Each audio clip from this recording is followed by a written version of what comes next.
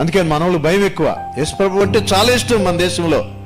యేసు ప్రభు కావాలి, కానీ అందరూ బహిరంగ ఒప్పుకోరు. రెండవది, మా బంధుత్వం పోతుంది, మా పిల్లలకి పెళ్ళిళ్ళు కావని భయాలు మనోళ్ళకి ఎక్కువగా ఉన్నాయి. ఉన్నాయో చెప్పండి? ఉన్నాయి, తల్లు పేరంటూ ఉన్నాయన్నమాట. అయినా మీలో కొంతమంది ధైర్యం చేసి నమ్ముతున్నారు. హల్లెలూయా. మీ విశ్వాసాన్ని మెచ్చుకోవాలి. చప్పట్లు కొడదామా అలాంటి వాళ్ళ కొరకు? ఎందుకో తెలుసా, ఈ లోకంలో ఉండే వాళ్ళకి భయాలు ఎక్కువగా ఉంటాయి. నేను అంటాను, ప్రభు చెప్పిన మాటని జ్ఞాపకం చేస్తున్నాను.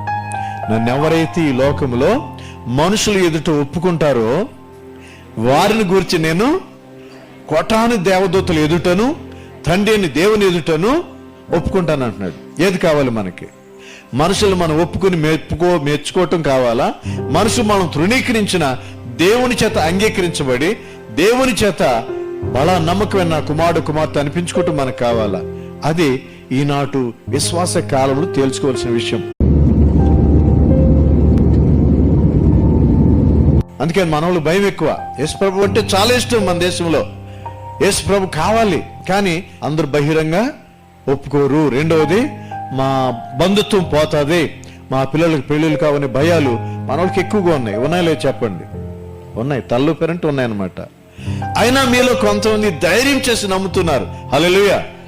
మీ విశ్వాసాన్ని మెచ్చుకోవాలి. చప్పట్లు కొడదామా అలాంటి వాళ్ళ కొరకు? ఎందుకో తెలుసా, ఈ లోకంలో ఉండే వాళ్ళకి భయాలు ఎక్కువగా ఉంటాయి. నేను అంటాను, ప్రభు చెప్పిన మాటని జ్ఞాపకం చేస్తున్నాను. నన్ను ఎవరైతే ఈ లోకంలో మనుషులు ఎదుట ఒప్పుకుంటారో వారిని గురించి నేను కోటాను దేవదూతలు ఎదుటను, తండ్రి అని దేవుని ఎదుటను ఒప్పుకుంటాను అంటున్నాడు. ఏది కావాలి మనకి? మనుషులు మనం ఒప్పుకుని మెచ్చుకోవటం కావాలా? మనుషులు మనం తృణీకరించిన దేవుని చేత అంగీకరించబడి దేవుని చేత బలా నమ్మకమైన నా కుమారుడు కుమార్తె అనిపించుకోవటం మనకు కావాలా? అది ఈనాటి విశ్వాస కాలంలో తేల్చుకోవాల్సిన విషయం.